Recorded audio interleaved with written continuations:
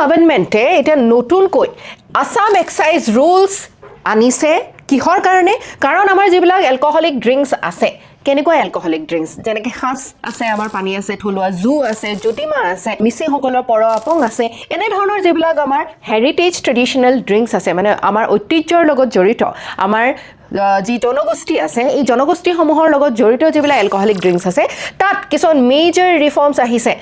যেনেকৈ আগতে licence retail লাইচেন্সৰ fees 5,000 টকা আছিলে এতিয়া 500লৈ কমাই অনা হৈছে ম্যানুফেকচাৰিং লাইসেন্স আগতে 25,000 টকা আছিল বা কোনোবাই যদি ইয়াৰ এই ধৰণৰ ড্ৰিংকস বা খাস পানী যদি কোনোবাই বটলিং কৰিব বিচাৰিছে বটলিং কৰি পেলাই সেল কৰিব বিচাৰিছিল আগতে সেই ম্যানুফেকচাৰিং লাইসেন্সৰ ফিজ আছিল 25,000 টকা এতিয়া তাক কমাই আনি 15,000 টকা কৰা হৈছে ঠিক তেনেকৈ হোলসেলৰ লাইসেন্স যদি কোনোবাই ল'ব বিচাৰে তাৰো যেটো মূল্য আছিল 15,000 টকাৰ পৰা 7,000 টকা কৰা হৈছে আৰু সৰু মাইক্ৰো ব্ৰুৱেৰী যদি কোনোবাই এস্টাবলিশ কৰিব বিচাৰিছে প্ৰতিষ্ঠা কৰিব বিচাৰিছে তেনেহলে তাৰ মূল্য 10,000ৰ পৰা 5,000 কৰি দিয়া হৈছে এই মূল্যসমূহ এটো কাৰণে কৰা হৈছে যাতে